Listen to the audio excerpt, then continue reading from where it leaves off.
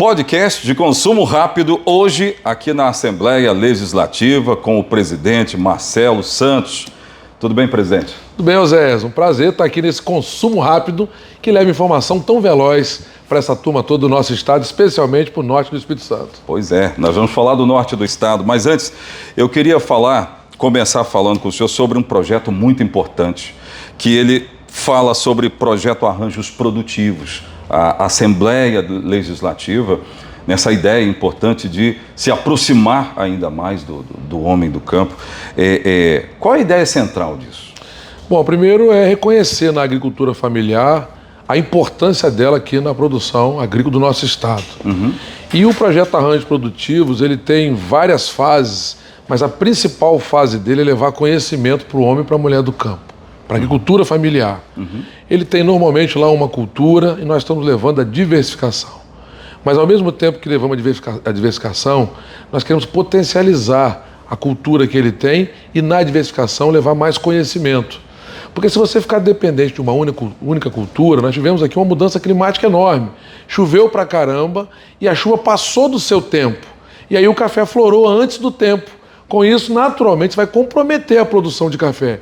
O café que seria de mais qualidade não vai ser e vai ter, naturalmente, uma queda na sua receita.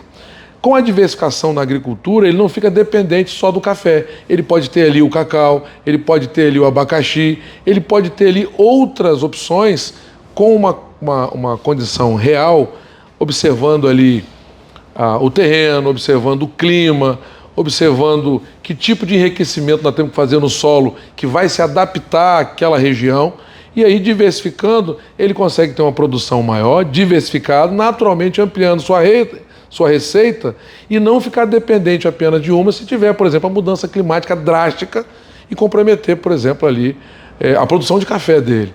Então, o maior elemento que nós levamos nesse projeto Arranjo Produtivo, que a Assembleia coordena em parceria com o governo do estado, com a DERES, com o INCAPé, com o SENAI, com o SEBRAE e com as prefeituras parceiras, é levar conhecimento para o homem e para a mulher do campo. Então, eu estou muito feliz porque já passamos várias etapas e já temos até pequenas agroindústrias certificadas, que é a fase final do projeto. A gente leva conhecimento, conhece a propriedade do pequeno agricultor, que é a agricultura familiar, conhece a cultura que ele está lá preservando, que ele está cultivando, mostramos para ele, identificando o que ele gostaria de ter na sua propriedade, diversificando a agricultura, mostrando para ele se vale a pena ou não, e a partir do momento que ele enxerga quais são as culturas que ele pode diversificar, a gente entra naquela fase de levar as mudas.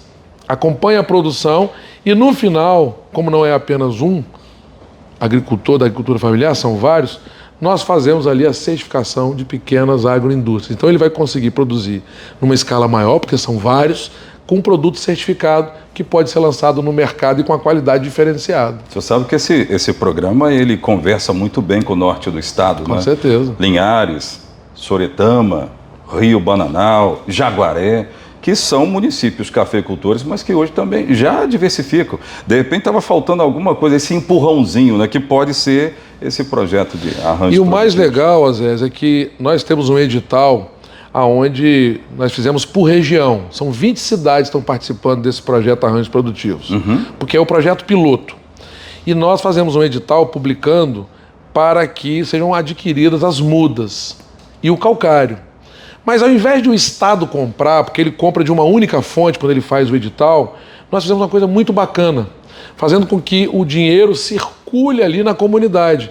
Então quem participa são as associações de pequenos produtores da região que adquirem as mudas e o calcário, ou seja, compra de um produtor local e aquele dinheiro recircula na região e você tem ali, na verdade, um verdadeiro mosaico de atividades. Então isso é muito bacana. Ao mesmo tempo que a gente trata com muita responsabilidade o solo, porque nesse caso do arranjo produtivo, a gente oferece um treinamento que é com os nossos técnicos habilitados do cultivo sem agrotóxico.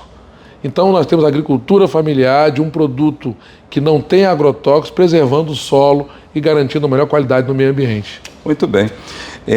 Então, diante desse assunto, eu só devo concluir o seguinte: as notícias são muito boas para quem está no campo hoje, principalmente com esse esforço da Assembleia Legislativa nessa parceria com o governo do Estado. Só para concluir. É verdade.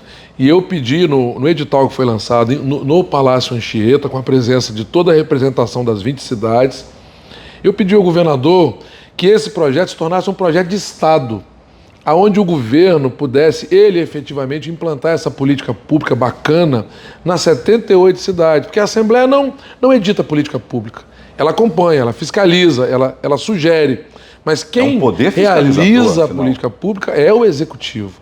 E o governo está estudando em implementar esse arranjo produtivo nas 78 cidades do Espírito Santo. É muito legal, estou muito feliz com esse programa, porque ele tem feito um bem danado à agricultura familiar do nosso estado. E, aliás, quem está em municípios cafeicultores como esses que eu acabei de mencionar, devem estar, obviamente, muito felizes com essa fala do presidente. Mas, presidente, eu percebo que toda vez que eu estive aqui, o senhor fala bastante de parceria com o governo do Estado. Eu estou da Assembleia Legislativa. E aí eu pergunto sobre a harmonia entre os poderes e a independência deles. É possível isso? Com certeza. Esse é o nosso grande diferencial dos demais estados brasileiros. Eu falava agora há pouco com o desembargador federal do Tribunal Regional Federal 2, que é o TRF2, dizendo para ele que o nosso diferencial nós somos autônomos, independentes, mas o nosso diferencial é a harmonia. O que significa harmonia? Não é subserviência, não é dependência do Executivo. Nós somos 3 poderes constituídos. Pela Constituição Federal é Legislativo, que eu lidero, Executivo, que é liderado pelo governador Renato Casagrande, e o Judiciário, que é liderado pelo desembargador Samuel Meira Brasil. Então, nós 3 líderes de poderes, nós temos a nossa independência, mas temos a nossa harmonia. Quando chega o orçamento do Estado, nós sentamos para discutir como nós podemos fazer um melhor arranjo sem comprometer o financeiro do Estado, porque quem arrecada é o governo do Estado. Então, além de ser dos chefes dos poderes, nós temos as instituições que gravitam no nosso entorno. Eu estou falando do Ministério Público, eu estou falando da Defensoria Pública, eu estou falando do Tribunal de Contas. Então, são instituições que gravitam no entorno dos poderes constituídos. Então, nós temos um diálogo permanente, que é isso que mantém o Estado do Espírito Santo equilibrado, que é diferente de estados vizinhos, onde o Judiciário não dialoga com o Executivo, que por sua vez não dialoga com o Ministério Público, que por sua vez não dialoga com a Assembleia Legislativa e por aí vai. Então nós podemos divergir, porque divergir faz parte da democracia e faz parte do processo da vida. Claro. Mas nós temos respeito nas divergências de cada um, no ponto de vista de cada um. E no final, a gente entende que tem que chegar num denominador onde o Espírito Santo saia ganhador. Esse é o nosso diferencial.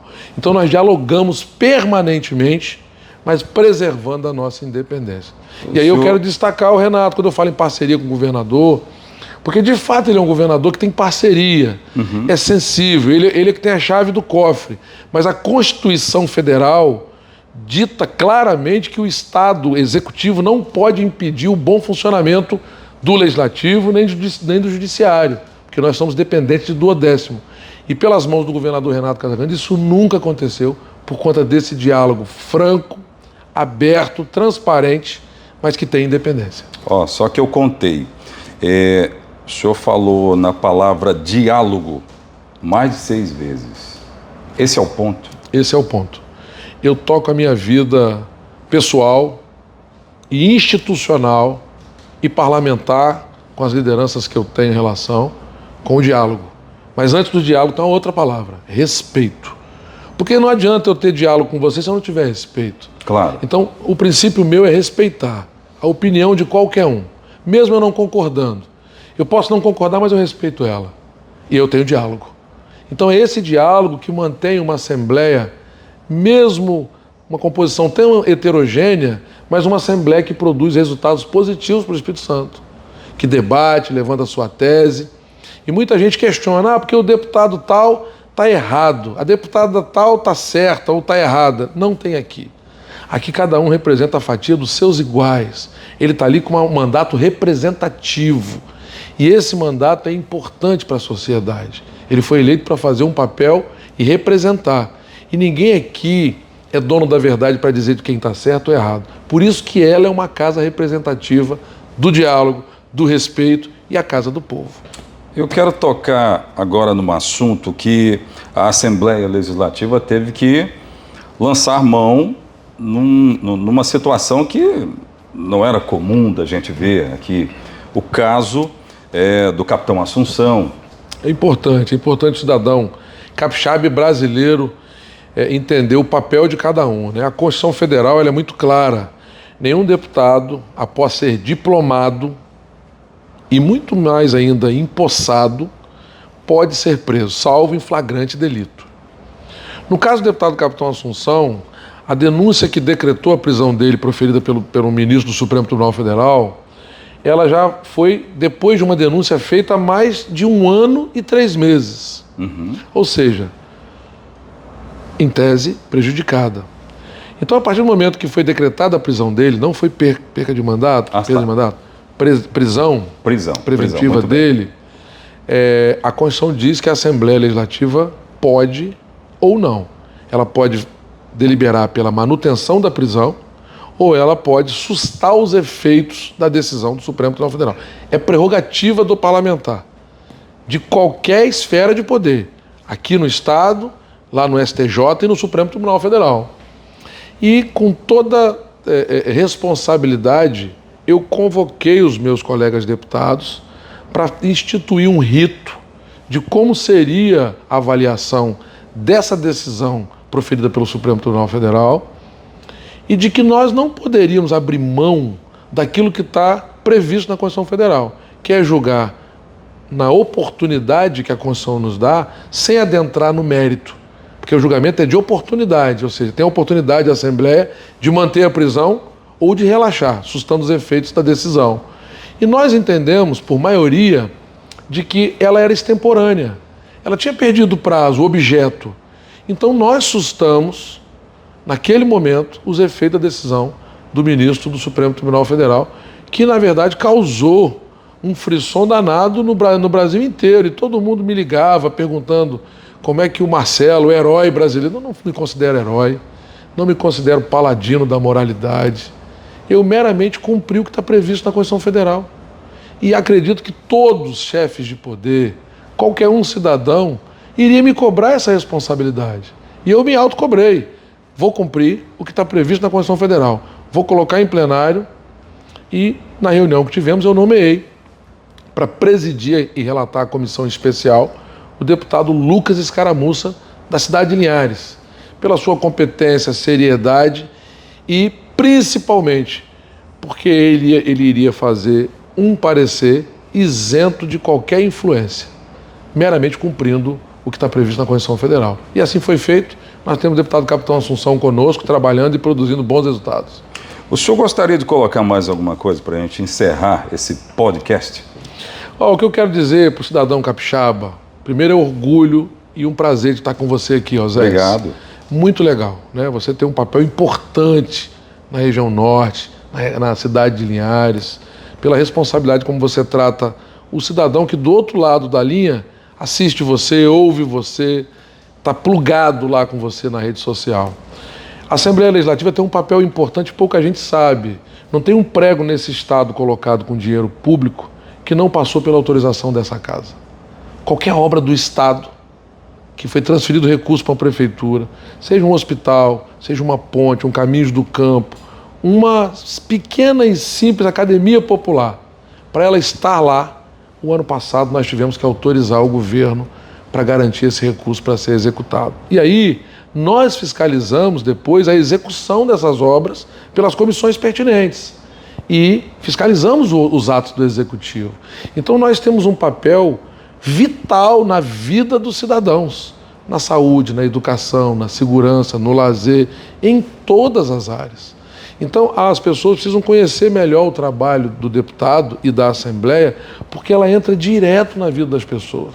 Quando você vê um policial fardado, armado, com colete, com viatura, trabalhando, a Assembleia autorizou, porque ela autorizou colocar o dinheiro para pagar o salário dele, para comprar armamento, para comprar ferramenta tecnológica, para monitorar o crime e a bandidagem. Quando você vai lá no hospital e você faz lá um cadastro para poder fazer uma cirurgia, e a cirurgia aconteceu, A Assembleia autorizou a aquisição daquele equipamento, a contratação do médico, a alocação, talvez, de um quarto hospitalar na iniciativa privada. Então, tudo isso passou pela Assembleia Legislativa. Então, nós estamos ligados direto na vida das pessoas. Por isso que é importante conhecer o seu parlamentar, conhecer os deputados, conhecer a Assembleia Legislativa, porque é ela que pode melhorar ou até piorar a vida das pessoas.